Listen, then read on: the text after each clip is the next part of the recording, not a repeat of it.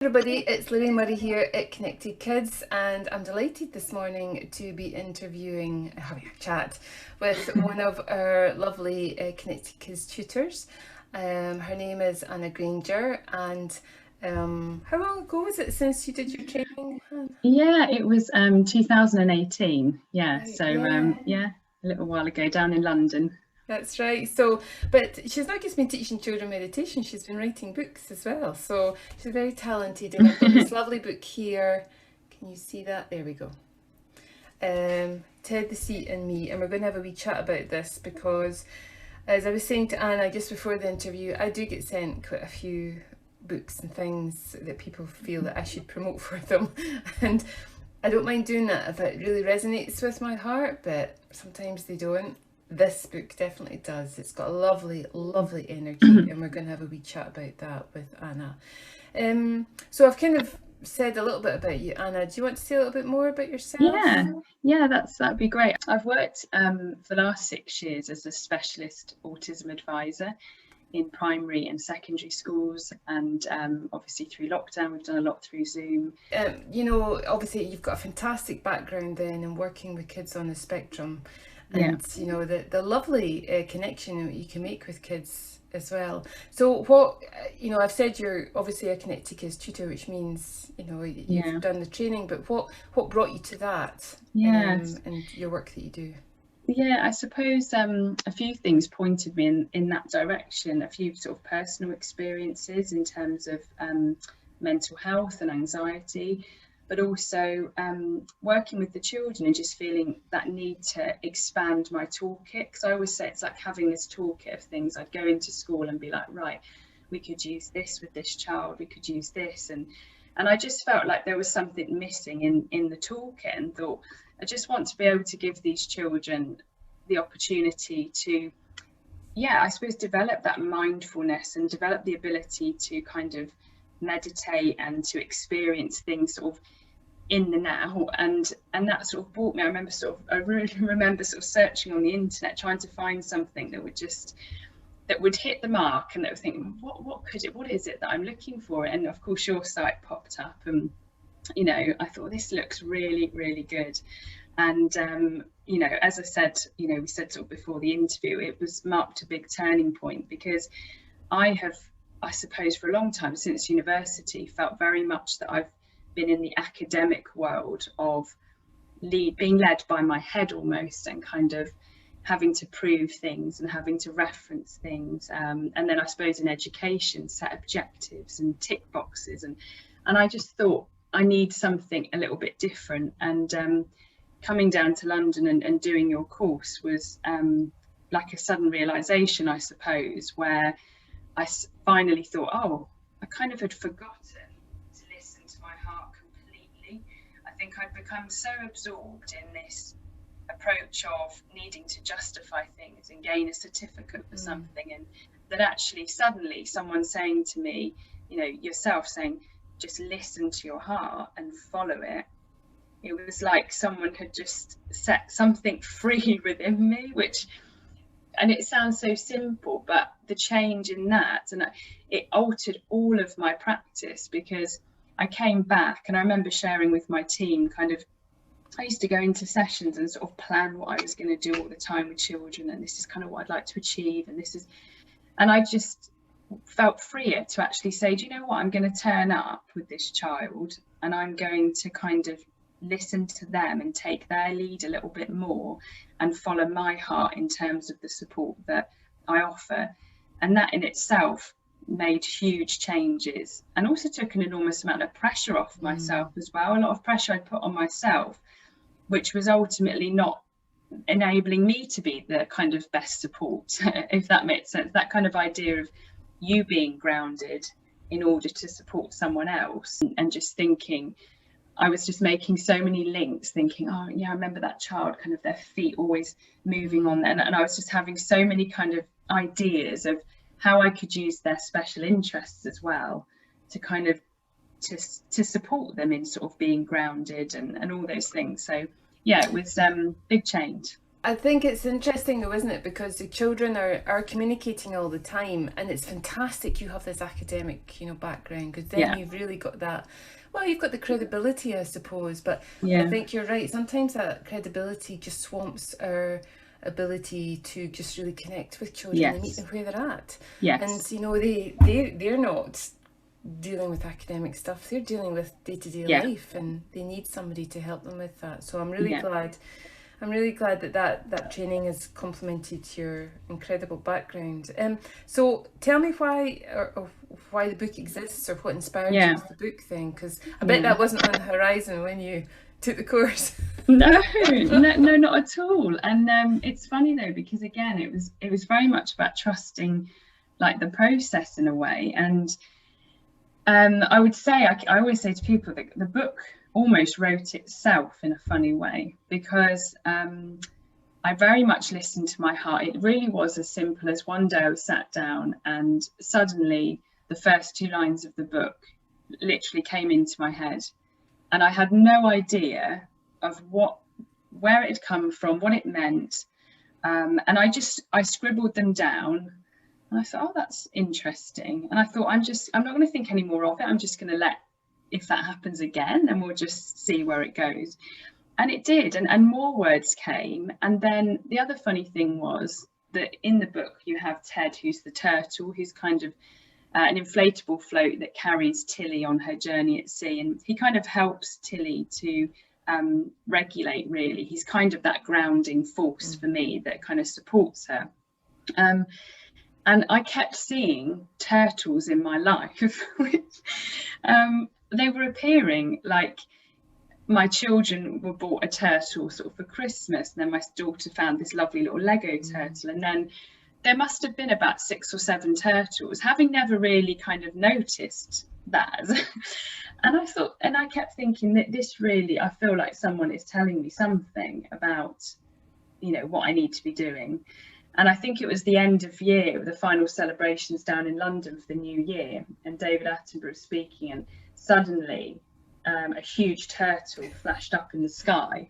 And I was like, this could not be more obvious. It's like in my face. I was like, another turtle, I can't believe it. So yeah, that was it. It kind of came to me, and then I suppose I made more sense of it after the words came to me, if that makes sense, where I started to think, my experience of supporting children on the spectrum with different things is that some children I've worked with have perceived anxiety and anger as a negative thing. And sometimes that's because the school will kind of encourage them to get out of those feelings. So it's kind of, oh, you're angry, how do we get back to being happy? How do we get back to being calm? And I kept hearing those words in school. And it bothered me really, because, I really believe in children being able to sit with their feelings as long as they're safe. And that's one of my kind of big things I always used to say in school, that it's fine to be angry and anxious and all these things, as long as you kind of follow the 3 rules of anger, I used to say, which was don't hurt others, yourself, or damage property. Yeah. Following those, then actually it's okay to feel angry. So I was really passionate about creating something that children wouldn't feel this kind of like anger is bad and I need to be back feeling calm. Then actually it was kind of accepting those things. So that was, yeah. I was just going to say, Anna, I think you make a very valid point though, which obviously comes up in your book and the training. And I think I have a theory that the reason that people are so quick to want children to move through that angry process as quickly as possible, or not, demonstrate it, is because the adult has no clue how to deal with it themselves. And growing up never was shown how to deal with these difficult emotions. So if we don't know how to deal with it, how do we then help children? We rush them through it because we don't want to. We don't know what to do. So we want you to carry on. And I think having books like this, are really helpful. So obviously I need to read the first 2 lines of the book, since you just mentioned them, because everyone's going to be sitting there going, what did she say? So why, when I'm having such fun, does the sea sometimes move away? Was that the first 2 lines? Yeah, the first 2 lines, yeah. And so I just as I said at the beginning of this, there's a number of things. Obviously, the illustrator, Leanne Quell. It's Quello, yeah, Quello. Yeah. And beautiful images, but it's definitely the energy of it as well that kind of comes across, and the simplicity of it and the words. And actually, it was making me think of Calvin and Hobbes, that beautiful relationship that he has with his tiger. Yes, and the kind of like feistiness of this little boy, but obviously this is a little girl in this, but just that energy that comes across and helps. And I don't think it's exclusive to children. I think adults should really look at this too and reflect on this. And if they're meditation practitioners like Anna and I, then meditate on the things that it brings up for you when you read the book. So what's the response been like to the book? Any that you've had? Yeah, it's been lovely. I've had a number of sort of parents message me to say that it really resonated with their child, and I've got a reception class currently using it, and we've had some really lovely feedback where sort of one example, there's a boy that quite struggles to express how he's feeling, and actually they use the little pinwheels to practice breathing, which was a lovely link with the beach as well. And his teacher said, the second week they were doing something and he just said, I just need a moment. And he went over to the treasure box, because there's a lovely kind of idea as part of the book of having a treasure box full of little things for you to use to help you to breathe and kind of be more mindful. And he took himself to the treasure box, got the little pinwheel and just sat blowing on it. And she said, I just couldn't believe that he'd taken it upon himself to do that.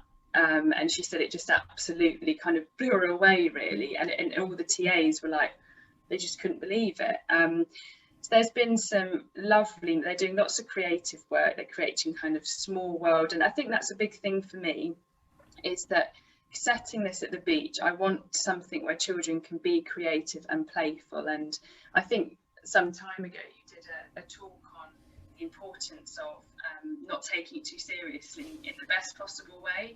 And I think for me that's really important, that children can engage with meditation and mindfulness in a really creative way, and that it doesn't feel like sitting still with your eyes closed. I always remember that in my head, that I think I had that misconception before I came to a course, that I needed to be sat there in this kind of serene pose. And then I've fast learned, and particularly working with children with autism and ADHD, that's not going to happen maybe so much. And I've found, I think later on, one of the things I was going to answer was about interesting things that have happened kind of in sessions. And I would certainly say that I worked with a girl sort of with attachment issues, and she was adopted, and so she was very disorganized, all over the place, and kind of lovely girl. And we got into the session, and it was one of my earliest sessions doing meditation, and I kind of had this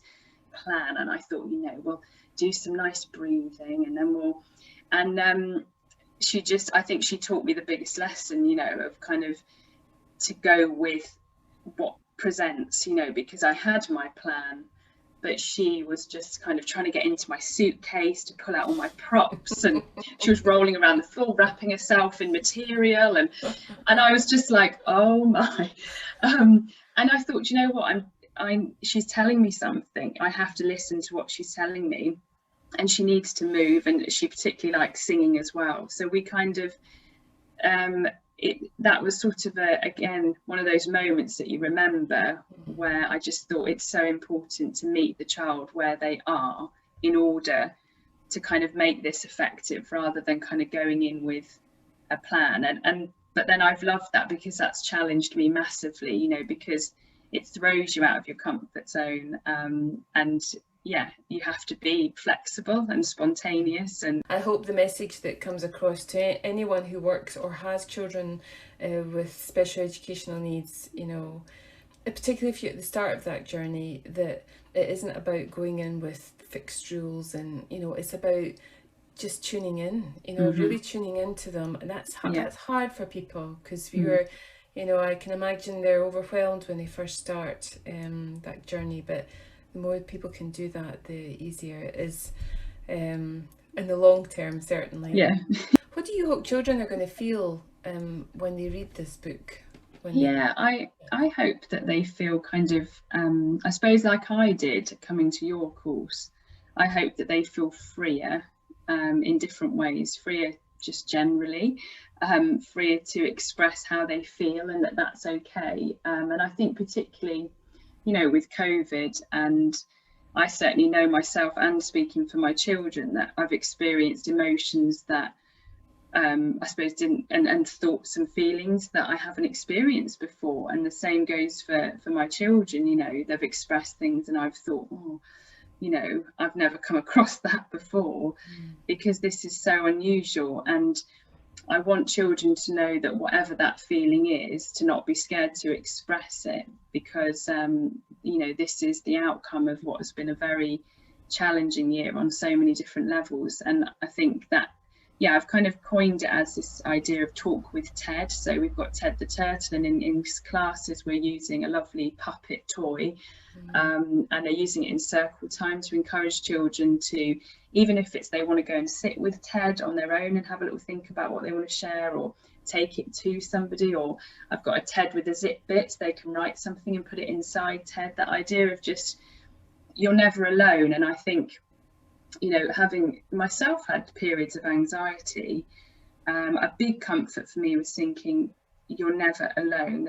I think, and even, you know, if someone, you know, with this book, whether they do that time of engaging with the energy of the book and the words of the book as you read to the children, as they read to you, you know, that's a fantastic connection that you make. And I think people underestimate how important that is to all children of all ages. As a foster mum myself, you know, I've seen children who the adult head would say, oh, they should be old enough to not want to do that now, but the child part of them still wants to connect. Yes, and I had some lovely feedback just yesterday from someone who's got a daughter on the spectrum who hates sand, the sensation of sand on their feet, and wearing a wetsuit.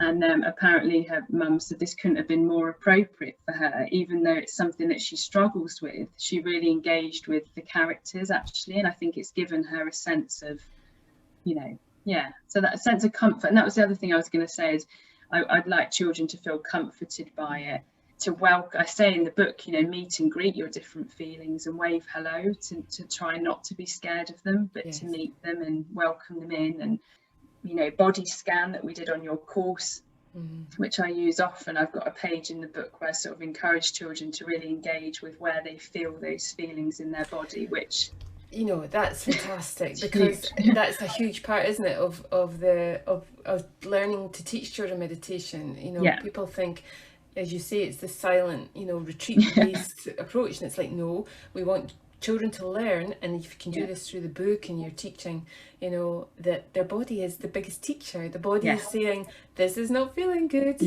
Now it's time to do this, you know, and you're giving them some tools to help them with that, which is really great. Is there anything else you'd like to share, Anna? Any top tip or anything, or have we spoken enough? No, I just feel like, you know, if you're thinking of doing a meditation, you know, course, or, well, first and foremost, go to Lorraine's Connected Kids meditation, because it's fantastic, you know, to be prepared to feel a bit vulnerable, to let things go, but I hate to coin a phrase, but to sort of grow with the flow. Maybe not go with the flow, but to actually grow. And I think, you know, it's the beginning. You know, you talk about sort of planting seeds and things. And, you know, when I did that meditation course, it's just the beginning of something that has just grown and grown. And do you know what I love the most is that I don't really know where it's going. Yes. Oh, that's my life. Yes. For once in my life, you know, you know, even it's funny, society even they'll say to me, you know, what are your kind of plans with this and your plan, and you know, do you think you're going to do a doctorate now that you've written this book? Do you think? And I'm just like, I'm just enjoying like the freedom. It's that balance, isn't it? You know, I don't think this will be the only book that you'll write. I think once the creative door is opened, then definitely more has to come through. But I think that it's that sense of, people do get very caught up in the heart does this amazing thing, your book, And then, you know, and then the head goes, now what do we do with it? Now we have to do this. Yeah. And I mean, the most important thing is for people to just, you know, have a look at it, look at your website, and decide whether they, you know, they want to buy it. I'm assuming they can get it from the usual places. Yeah, so I've got it's available on my website and also available on Amazon, if I'm allowed to say that. Currently UK delivery only.